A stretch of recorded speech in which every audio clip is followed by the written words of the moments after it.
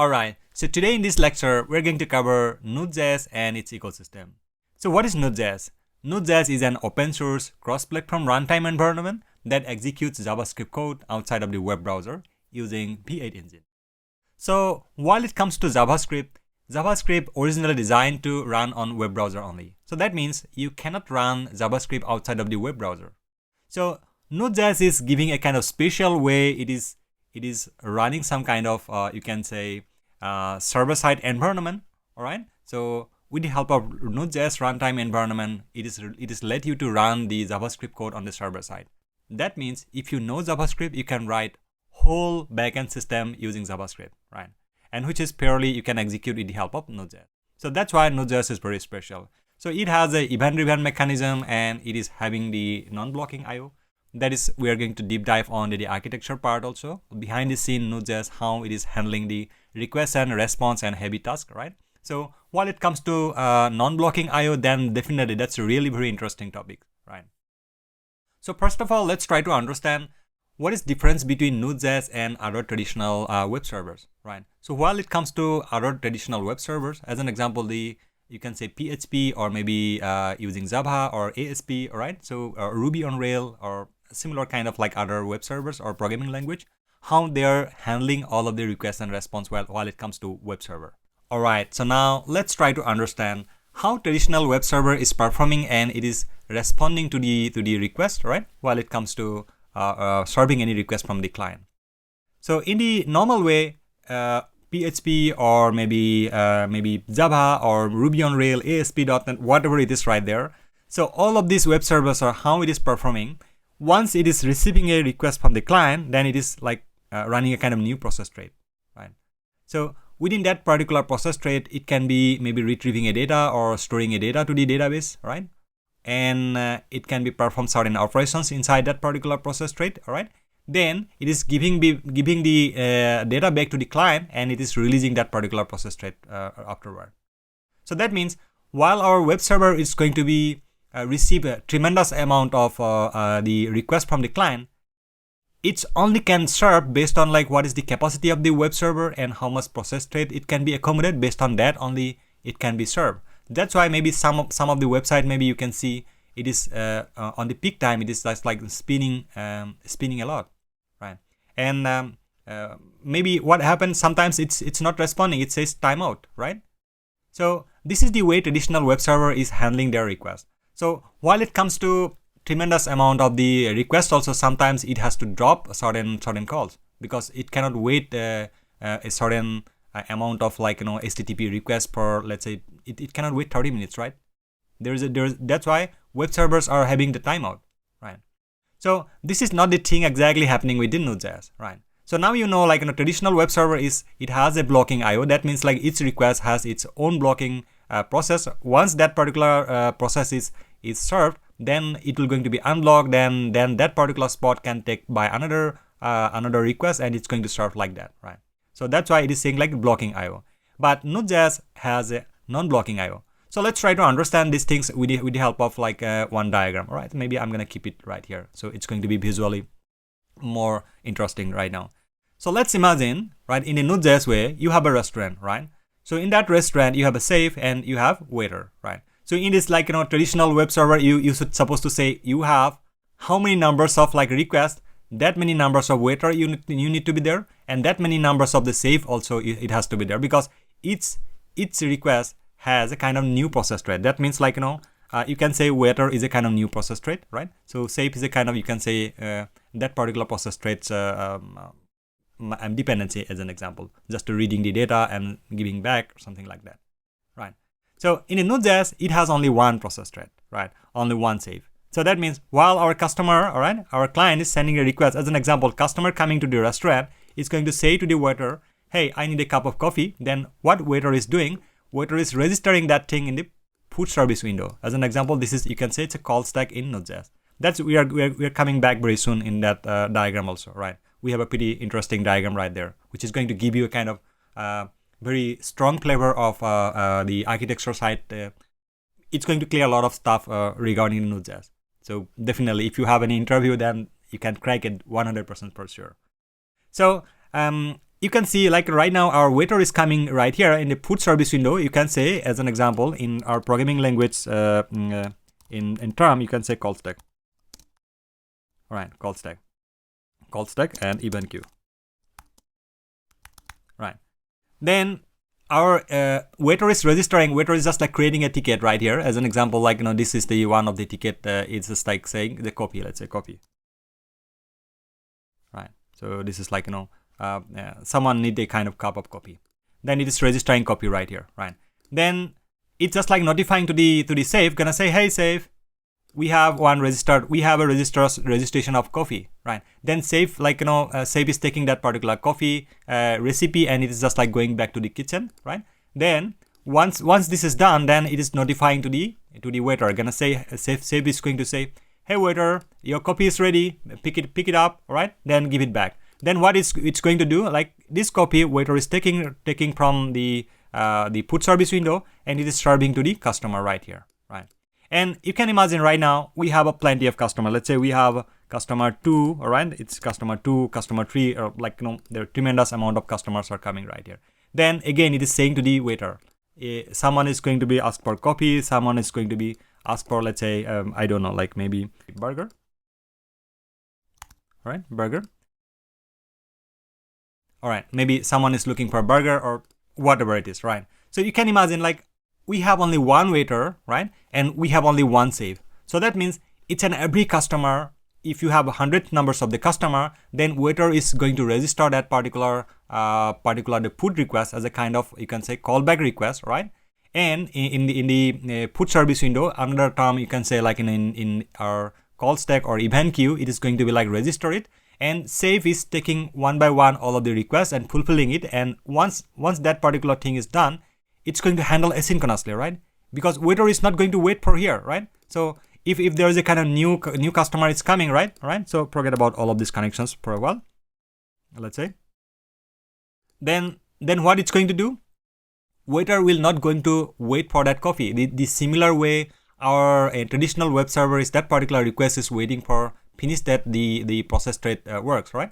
Once that process thread work will be done, then you can imagine that as an example, that particular waiter is going to respond to the customer like once this is cooked, right? In Node.js way, our waiter will not wait for that because waiter will get to know like from the safe will notify once that particular job is done, because this job is entirely asynchronous, like this making a coffee, making a burger, it's going to be asynchronous. So once that is done, then our waiter will be going to respond to that particular client, gonna say, hey, your coffee is ready, take it right here. So that means like we can serve tremendous amount of customers like with the help of only one waiter, only one save, right? So this is how within only one single thread, Node.js is handling everything in a asynchronous way without blocking our threads, right? So that's why it is saying like Node.js is non-blocking IO. So let's try to understand in a wider way with the help of like this diagram. While it comes to Node.js runtime is consist of these 4 main components, right? Along with some sub-components. But these are the major component which is going to help us out to run the Node.js ecosystem. The first component you can say event loop, that is the heart of Node.js, right? And the next one is the B8 engine, which is handling the call stack, right? And the major one is the libuv, which is handling the heavy lifting work, like talking to our operating system that is written on C++. Another major component is the event queue, right? Which is like listing out what are the jobs we need to perform in a sequential way. So now let's try to understand how it is serving the request, right? So while our client is sending a kind of HTTP request, then it is coming to our libuv. Libuv has a kind of functionality that is called event listener, which is keep listening the HTTP request, right? And event listener is deciding like whether this is a kind of synchronous call or asynchronous call. If it is a kind of synchronous call, then it is directly handing over to our call stack that is executing inside this B8 engine. So B8 engine, you can say the way we have a Google Chrome, right, in our browser, where we can execute the JavaScript, the similar way B8 engine is executing the same engine exactly it is, and which is executing JavaScript code in our backend, right, in the server side. Where inside this B8 engine we have a kind of call stack where it is executing all of this like synchronous call or asynchronous call, whatever it is right there. it is executing in sequential way. As an example, we are sending a kind of HTTP request, gonna say maybe get my profile. Inside the get my profile, it's a kind of synchronous call as an example, right? So it is directly pushing to the call stack, right? So right here inside the V8 engine.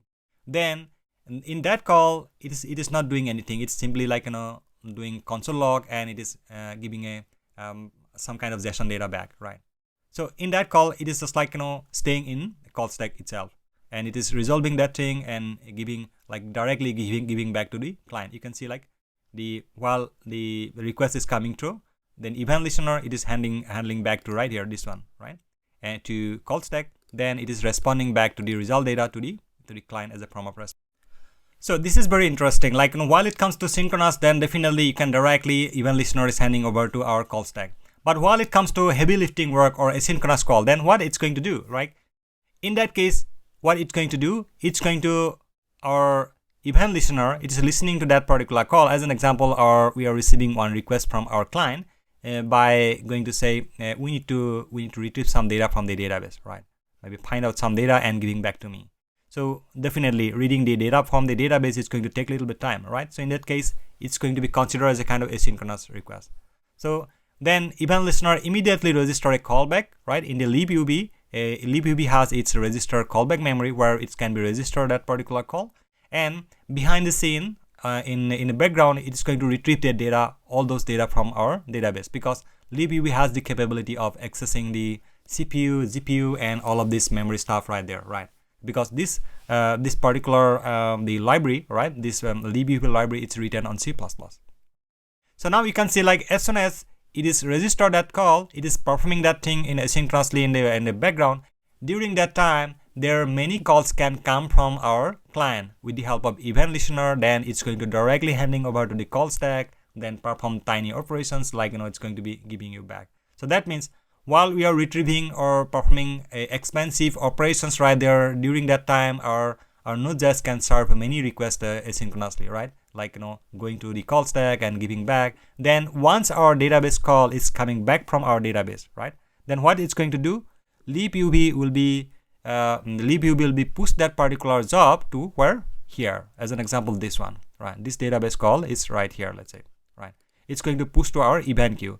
So what is event queue? Event queue is a kind of queue where we can push all of the tasks, whatever it's waiting to move to the call stack. And once it can be moved to the call stack, then it can be executed, it can be respond to our client. So in this case, you can see, like, we are calling the database call, then by the time client can wait a little bit time right there, right? Then during that time, what event loop will do, event loop will constantly checking it out, like our call stack. If our call stack is empty, right? If our call stack is empty, then what it's going to do, it's going to pick it up one of the tasks from here, and it's putting right here. Then again, the event loop will check for our call stack. If the call stack is empty, as an example, right now, our call stack is empty, let's say. Then again, our event loop will check it, our call stack. If our call stack is empty, then just pick it up one task from our event queue, then put it right here. Then call stack can execute and giving the response back. And similar way, this heavy lifting task also, because we have the result right here, right? Then again, event loop, what event loop will do, event loop will just pick it up. It will check it. If it is empty, then pick it up from here and just, like, respond right here. So this is the way it's going to, like, respond any kind of heavy lifting work right there. There are some other use cases also there. As an example, we are performing any kind of operations right here, and it seems like, inside the operations, again, we need to do some heavy lifting work. Then what its V8 engine will do? Then V8 engine will again offload that particular job to libuv. Then libuv again register that particular call. Let's say you are performing, you are searching for, maybe you are going to make a kind of network call inside your get request or post request. You are retrieving some data. Right now you have the data. Then what you are going to do?